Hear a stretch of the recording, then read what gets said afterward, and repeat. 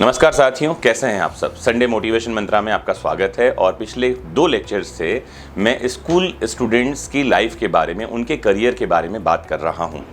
और मुझे उम्मीद है कि आपको ये सीरीज़ पसंद भी आ रहा होगा। आज भी मैं कुछ ऐसे ही बातें करने वाला हूं।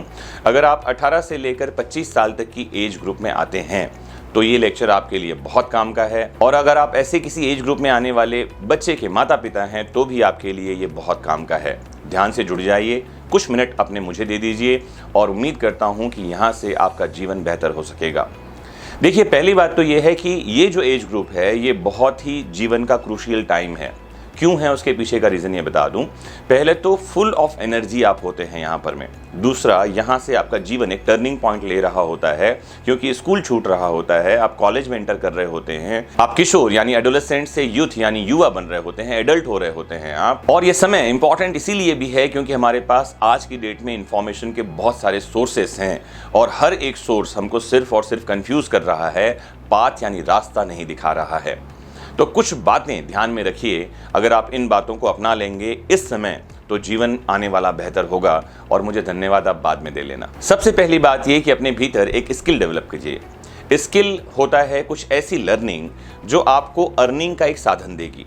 स्किल्ड फुल आदमी जो होता है वो कभी भी भूखे नहीं मरता, ऐसा कहा जाता है। ये स्किल क्या हो सकता है? ये आर्ट ऑफ फोटोग्राफी हो सकती है, ये वीडियो एडिटिंग का कोई कोर्स हो सकता है, ये गाड़ी ड्राइव करना हो सकता है, ये कुकिंग हो सकती है। कोई भी एक चीज़ जो आपके जीवन में आपको बेहतर बनने में मदद करेगी वो स्किल है। उस स्किल को सीखिए क्योंकि बहुत ज़रूरी है स्किल का होना। कहा जाता है कि skillful person is a human resource, all others are liabilities. तो आपको जीवन में किसी पर बोझ बनना है या आपको संसाधन बनना है, रिसोर्स बनना है, ये इस बात से तय होगा कि आपने स्किल क्या सीखा। और यकीन मानिए, किसी भी स्किल को डेवलप करने के लिए 6 महीने का समय बहुत है। और मैं तो आपको लंबा समय दे रहा हूँ। 18 से लेकर 25 साल तक की आयु में आप एक स्किल डेवलप कर लीजिए। बेटर ये है कि अपने कॉलेज के दिनों में एक स्किल डेवलप कीजिए और ये स्किल आपके लिए हमेशा मददगार होगा और आपके जीवन को बेहतर बनाने में सहयोगी होगा। दूसरी और सबसे महत्वपूर्ण बात, एक से अधिक भाषाएं सीखिए। Learn multiple languages. जैसे एग्जाम्पल के लिए, अगर आपके स्कूल में आपने हिंदी मीडियम से पढ़ाई की है तो आप यहाँ इंग्लिश में अपने आप को बेहतर बना सकते हैं। अगर आपने इंग्लिश मीडियम में पढ़ाई की है तो हिंदी में बेहतर बना सकते हैं। अगर हिंदी और इंग्लिश दोनों ही भाषा आपको आती है तो एक थर्ड लैंग्वेज सीख सकते हैं आप। जैसे आप संस्कृत सीख सकते हैं या कोई एक नेटिव लैंग्वेज। आप महाराष्ट्र से हैं तो मराठी सीखिए, गुजरात से हैं तो गुजराती सीखिए। आप कुछ एक अलग भाषा, वो भारतीय भाषाएं हो सकती हैं, वो कोई फॉरेन लैंग्वेज हो सकता है, सीखिए।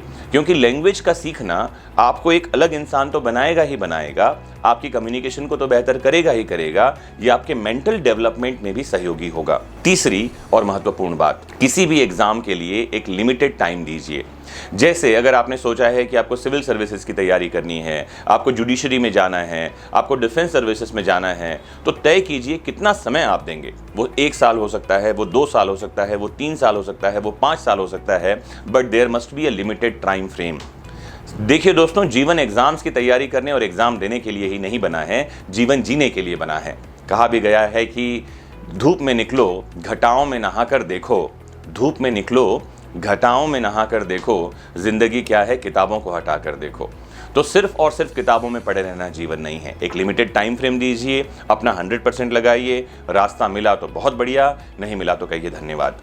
आपने हमारे जो राष्ट्रपति रहे हैं APJ अब्दुल कलाम, उनकी एक कहानी सुनी होगी। उन्होंने कहीं कहा था कि अगर मैं कॉम्पिटिटिव एग्जाम में सफल हो जाता तो आज प्लेन उड़ा रहा होता, मैं असफल हुआ इसीलिए मैं रॉकेट बना रहा हूँ। बड़ी प्यारी सी कहानी ये है कि उन्होंने NDA का एग्ज़ाम दिया था अपने 12th एग्ज़ाम के बाद और SSB इंटरव्यू के लिए वो गए थे।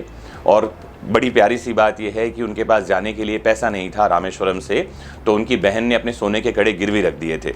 एग्ज़ाम दिया उन्होंने और रिज़ल्ट आया कि वो असफल हो गए, फेल हो गए। तो वही अपनी आत्मकथा में लिखते हैं, अपनी ऑटोबायोग्राफी में, कि उनको आत्महत्या करने का मन आया और एक पहाड़ी पर पहुंच गए वो, जहां पर में स्वामी शिवानंद का आश्रम था और वो कूदकर जान दे देना चाह रहे थे। स्वामी शिवानंद ने उनको टहलते हुए देखा और पूछा क्या परेशानी है, तो उन्होंने बताया कि ये परेशानी है। और स्वामी शिवानंद ने कलाम साहब को ये कहा था कि अगर जीवन में एक दरवाज़ा बंद होता है तो 10 नए दरवाजे खुलते हैं।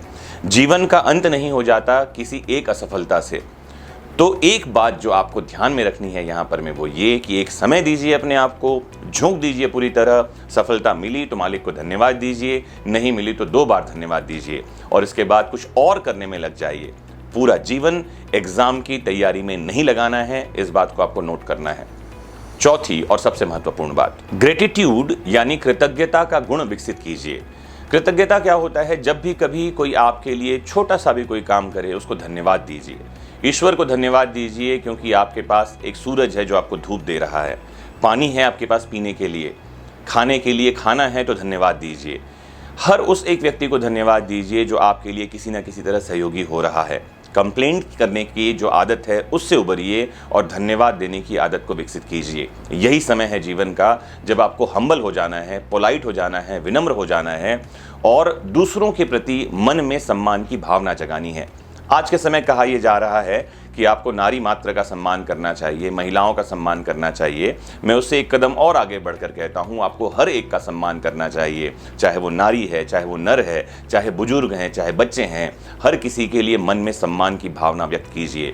आपके मन में अपने बॉस के लिए सम्मान की भावना है, बहुत बढ़िया बात है, ये बहुत सारे लोगों के मन में होता है, नहीं तो वो सैलरी काट देगा या प्रमोशन रोक देगा। मज़ा तो तब है जब आपके मन में अपने सबॉर्डिनेट के लिए सम्मान की भावना हो, उस ऑफिस के प्यून के लिए सम्मान की भावना हो जो आपके ऑफिस की सफाई करता है, उस गार्ड के लिए सम्मान की भावना हो जो आपके घर का, आपके ऑफिस का टेक केयर करता है।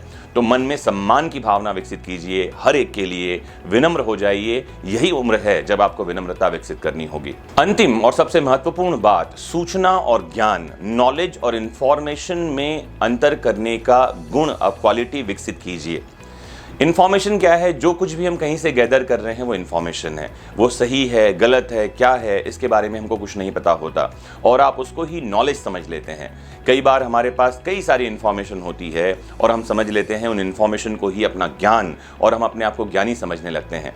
ध्यान रखिए, when information becomes experience it becomes knowledge. जब जानकारी अनुभव में बदलती है उसे ज्ञान कहा जाता है, या जब ज्ञान किसी ऐसे सोर्स से आ रहा है जिसके पास इसका अनुभव हो तब उसे कहा जाता है कि ज्ञान का संप्रेषण हुआ, नॉलेज हैज बीन ट्रांसफर्ड। सूचना और ज्ञान में अंतर कीजिए, किसी से इन्फ्लुएंस मत होइए और जैसा कि बुद्ध ने कहा है, अप दीपो भवः, अपना खुद की रोशनी बनिए। और जैसा कि महात्मा बुद्ध ने कहा है, अप दीप भव, मतलब ये कि बी योर ओन लाइट, अपनी रोशनी खुद बनिए, जीवन को उजाले से भर दीजिए और सफलता के मार्ग में आगे बढ़ते रहिए। नमस्कार, जय हिंद।